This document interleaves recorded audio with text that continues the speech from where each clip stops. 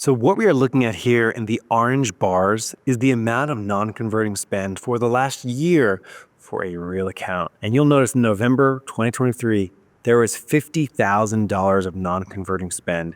And this trend continued for many months. Eventually it was brought down. But for the most part, we're looking at an account, which is actually a high-performing account, has a good ACOS. Everybody's happy about it. Yet when you begin to peel back, you realize that almost $500,000 a year is being spent on things that do not have orders. Today, we're gonna be talking about ways to reduce this, ways to trim it out. We're gonna be touching on 3 ways to get this done in our series of non-converting spend.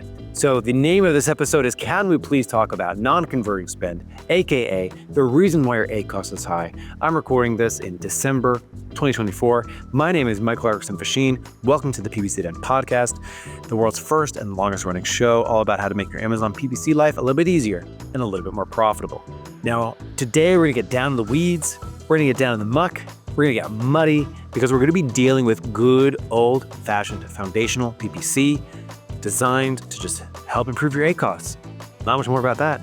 If you're new around here, please go and get our Google Sheet with all of our episodes categorized and organized for you in a way that is really easy and digestible.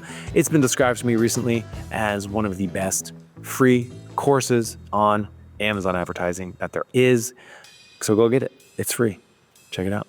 I've launched campaigns and picked keywords. I've got my bids, set placements too. And bad mistakes, I've made a few. I've had my share of broad keywords, but I've got through. We are the PPC Den, my friends,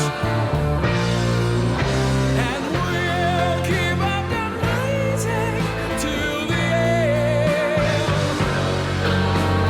You two are the PPC Den. We talk about Amazon. No time for manicures, 'cause we fix the gambit of the world. I like to start my visual presentations here, and if you are driving in the car or doing your dishes or on a run or at the gym, don't worry, I'll be reading everything to you. And this is a quote from Roy T. Bennett. He says, "Be thankful for everything that happens in your life. It's all an experience, even when you find out how much non-converting spend you have," ladies and gentlemen. So let's jump into it because this presentation is about fixing your ACOS. And when I talk to sellers, there's one thing that they find most important, which is, please, will someone help me fix this gosh darn high ACOS? And number 2 is, of course, getting more sales. So really what people want is, can I get more sales at a better ACOS, please? Now, here's the truth about ACOS. I'm reading this to you. Amazon PPC accounts do not have a high ACOS because of the clicks that convert. They have a high ACOS because of the clicks that do not convert. What does this even mean? Said another way, the reason you have a high ACOS is because of all the non-converting spend, not the clicks that convert. The clicks that do convert, the clicks that do have orders, even if it doesn't look good right now, those are your golden children. Those are the things that you should be waking up every morning and thanking and kissing and hugging. It is the clicks that do not have orders that are your problem. So here's a common way that people interact with their PPC accounts, which they should not be doing. You should not be going and sorting by ACOS, highest to lowest. Now, when you do, you will see things, you'll find keywords in there that have an ACOS of 100%, 200%. And yes, there are ways to fix it. And there are things that you will do in the course of listening to a show like this. We talk about bid optimization, budget optimization, and targeting optimization, and all these different things to bring a keyword that's at 100% down to 50%, and from 50% down to 30%. There's lots that we talk about to bring that down. One of the big ones, of course, being bid optimization. But in reality, these keywords with orders, the things that have an ACOS, that's not really your problem, bro. The things that are your problem are the amount of spend, that you're spending on things without conversions. The non-converting search terms. That is your problem. That's why your ACOS is so high. So I used a real world example of an account that I believe does this egregiously. And this is my friend's account. This is an IRL friend who found out what I do. And he's like, oh, like, let's talk about it. And I gave him a whole bunch of stuff to do. And I know he's not listening because he doesn't do this. He doesn't take my advice. Because inside his account, it's an e-com brand selling on Amazon. This is a real account, ladies and gentlemen. $35,000 a month in ad spend. So it's a pretty beefy sized account. $35,000 a month in ad spend, $28,000 non-converting. 35 spend, 28 non-converting. My friends, that is 80% non-converting spend in this account. And this account actually has a good ACOS. It's $135,000 in sales. So on the left screen cap right there, I did a filter, I calculated all the spend, $35,000. And on the right side, I calculated how much spend with a filter for 7-day sales equals 0 from their sponsored product search report. So this account is truly, truly wild. It has a 25% account ACOS, but is wasting 80% of their spend. Now, if you've been listening to the show for a while, you probably have a keen sense of it, but basically this account, the things that do convert extremely well, and that hides all the amount of non-converting spend for them, meaning their overall account ACOS could be like 10, 15, but instead it's way up here at 25%. Now, most people in 2024, going into 2025, would kill for a 25% ACOS, but the point stands.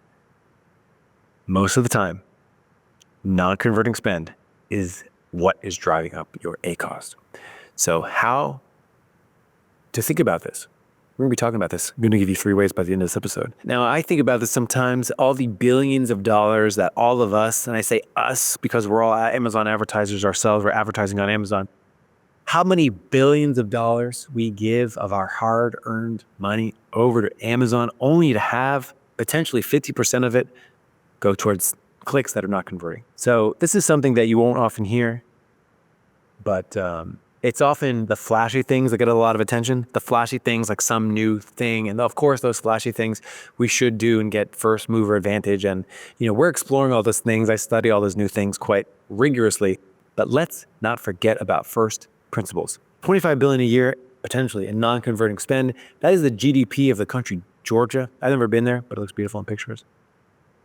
So it's worth remembering our first principles, which is dollars out the door and revenue in the door. So first thing I'll say is all non-converting spend wasted spend? It's similar to the idea that all squares are rectangles, but not all rectangles are squares. Meaning, not all non-converting spend is wasted, but all wasted spend is non-converting. We use the ACOS power ratio to help us determine amount of waste. And an ACOS power ratio sort of over 3, over 4 could be an indicator that there's a high chance of waste.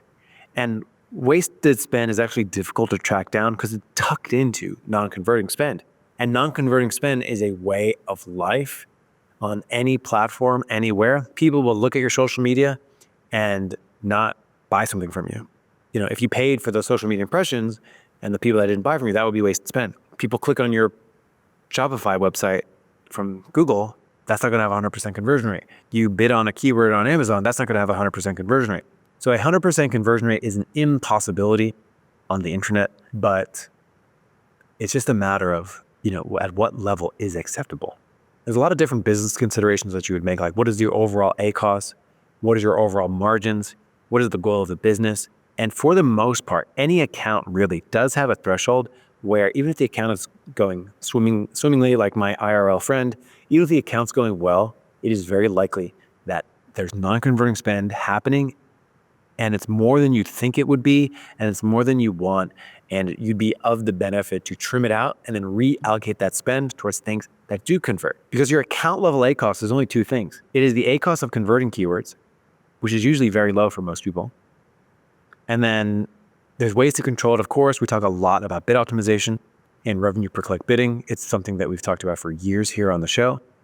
And the second thing to know that contributes to your ACOS is, of course, the amount of non-converting spend. And the amount of non-converting spend is actually much easier to control. So we're going to focus in on it today. So hopefully today you've already had a little bit of a mindset that, oh, non-converting spend, you should be paying attention to this. I'm going to go over some concepts. Over the years, we've released some free tools, like some free spreadsheets to help you identify this stuff and how I manage it in our tool. First principle, what gets measured gets managed. Go here right now, my friends, pause the episode. If you're driving, wait until you get home, but go download a sponsored product search and report and then run a filter on it, right? Click on that column with the sales and select 0 for a sales value. Find out how much non-converting spend you actually had in the course of a search and report. So for this search and report, I like to do this month by month. If you can, try to combine at least 2 or 3 months for a search and report and begin to log this stuff down.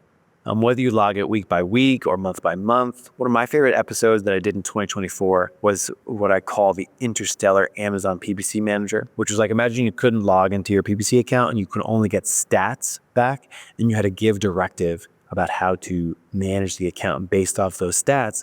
One metric that I would absolutely want to track is, of course, the amount of non-converting spend. Because if that number goes up and my ACOS is not where I want it to be, that would be one of the first things that I trim out. And, I don't have a soapbox on this episode, but if I stand on it real quick, I would say we sometimes talk about like ACOS and PPC management. And like, I've asked people before, like if you approach an account for the very first time, like let's say you're new or you bring somebody on board to manage your campaigns, one thing they'll generally do in the beginning is like do this, like download a search and report, how much non-converting spend. They'll get that number and then it never gets looked at again. And reducing waste in a PPC account should be something that we do all the time. We should always be looking at it. So just track this weekly or monthly if you can. I had a great episode with my friend Brent where we talked a lot about this concept. It was a good one. It was a beefy one, 46 minutes. So you can see the impact of this in accounts. So this is from another account. And one thing you'll see is December 2023, we had a 25% ACOS. With a lot of non-converting spend. There was over $20,000 in non-converting spend. The very next month, that non-converting spend was brought down a lot, and we dropped to a 20% ACOS. So fantastic optimization here, right? Has a lot of non-converting spend, shrink it down. In January, ACOS gets better. Shrink it down in February, ACOS gets better. And that stays the trend for this particular account all the way until July 2024, where non-converting spend was increased, and our ACOS moved from 19 to 24%. So you can watch your non-converting spend be heavily correlated with changes in ACOS. So the more non-converting spend you have, generally the higher the ACOS of your account gets. And this is a graphic that we added recently into our interface. And I absolutely love it because it allows people to sort of see their accounts in a particular way. Other things that I think would be valuable for you to track on a weekly basis, like because you're calculating the amount of non-converting spend, so that's the amount of spend and then without order spend. So this is your non-converting spend. So without order. So you track that right next to it. And then of course, track the percentage, right? You've already tabulated it. So now the percentage is actually quite easy. Now, a lot of accounts that I see, they might have a 20% non-converting spend all the way up to 70, 80% non-converting spend. And truthfully, the ACOS can be all over the place. And ultimately, my hunch is that no matter if you feel good about your ACOS or if you feel bad about your ACOS, most people generally have this urge to make it lower no matter what it is.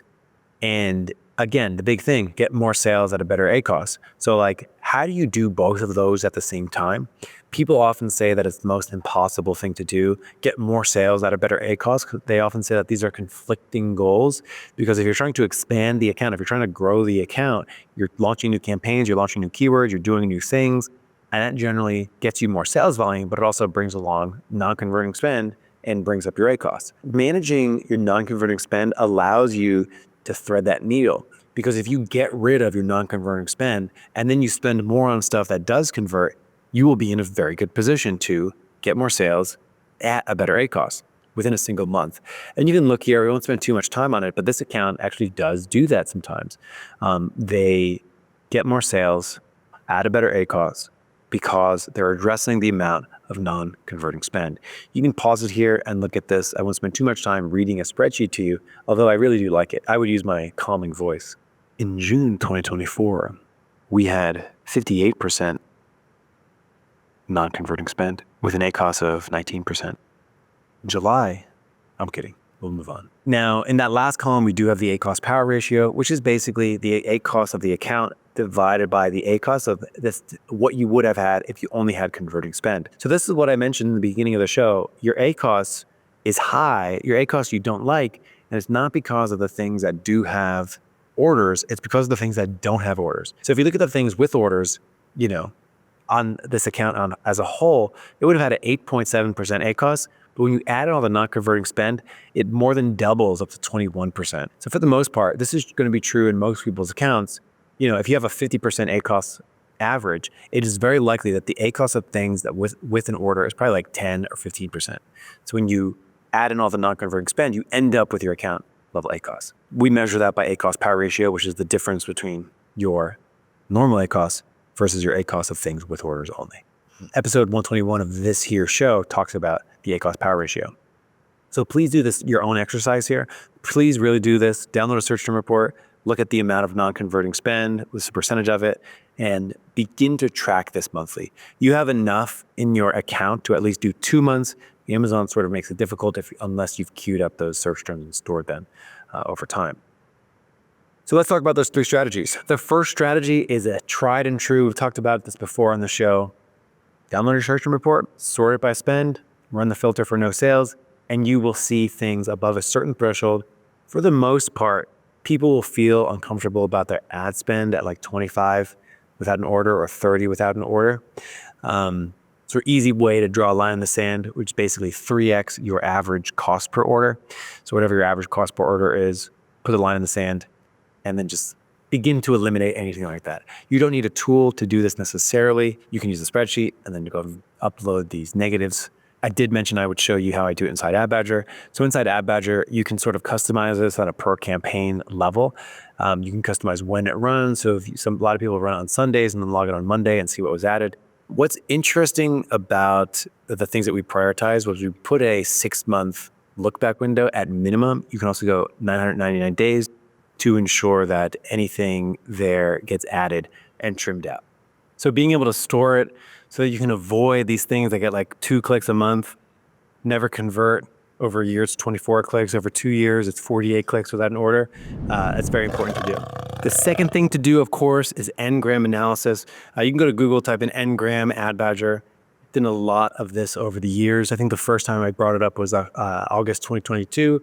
And if you're new to this concept, again, most search terms only have 1 or 2 clicks, and it's very difficult to do anything about it. These things may never hit your upper threshold, right? But when you look at a search term report by amount of clicks, in this one, it has over 750. One term has almost 1,000 clicks. Yeah, I got a couple terms in here, almost 250 clicks. For the most part, most terms have very, very few clicks. In fact, that particular account, 94% of it was clicks 1 to 5. Only 5% of it had clicks over 5. So most of your search terms are accumulating spend without orders are actually very, very low, and it's difficult to do anything about it. So you can get a free spreadsheet. It's in that checklist. It's an n-gram analysis. You basically paste in your search terms. And what it does is it takes each search term and it splits it out 1, 2, and 3. So it says running water bottle. It'll split it out and it'll find every single search term with the word running in it, or every single search term with the word water or the word bottle in it. And it will tell you for every single search term with the word running in it, you had 45 clicks and no sales, instead of just looking at running water bottle, which had only 1 click. So that's really, really handy. Please go learn about n-grams if you're not doing it. I don't think you're doing search term management. It's one of the most important things. Another thing that I find really, really valuable is, of course, duplicated search terms. So duplicated search terms is as it sounds.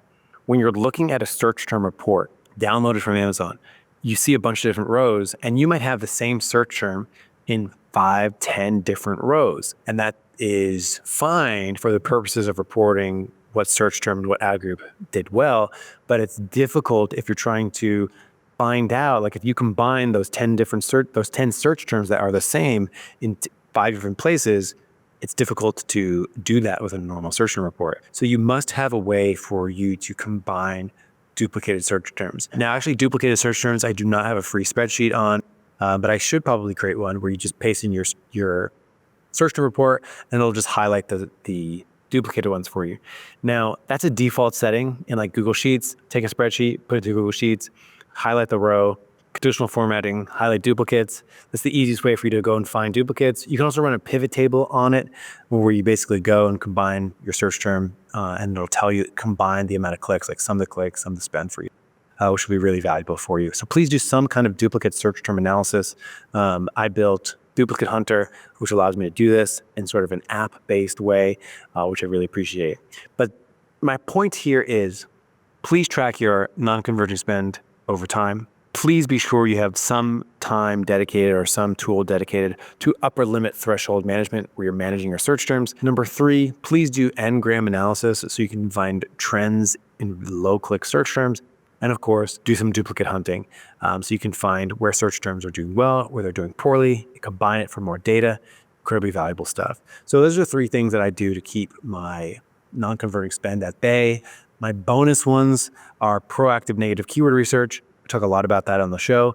Go out there and use a keyword research tool to instead of find terms you want to go after, but use it to find terms you do not want to go after. So a really simple example is like to punch a competitor in and like your competitor has unique terms that don't apply to you. Boom, those are new negatives for yourself. Go use a tool like go find some new negative phrases. I talk a lot about it on that show. I talk a lot about this on the show. Campaign structure and product considerations will be another bonus, which is basically, I generally find the more non-converting spend one has, the higher their SKU count.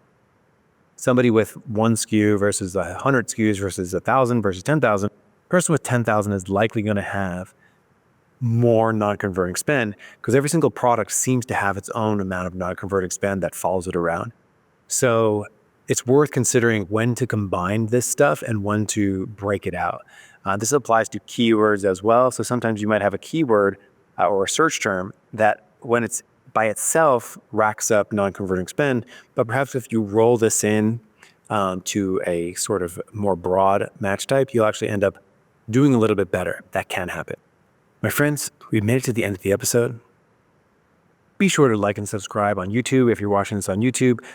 You can join 10,000 of us from Badger Nation on YouTube, or you can sign up for a newsletter where we publish weekly Amazon advertising tips and news. You can join 25,000 people over there, or you can subscribe to the podcast wherever great podcasts are found. My name is Mike Arkeson-Fasheen. It's an absolute pleasure to do this screen share with you, publish this episode today. I hope you go out there and you feel a little bit more empowered to get down in the weeds with me and get into the shop, get the wrench out, start demolishing some non-converting spend and bring that percentage of non-converting spend down. I'm almost positive you can probably bring it down wherever it is from like 50% to 45% very easily, and you'll be saving a couple grand a month, hopefully. Have a good one. My name is Mike Arkeson-Fasheen, and I will see you next week here on the PPC Den podcast.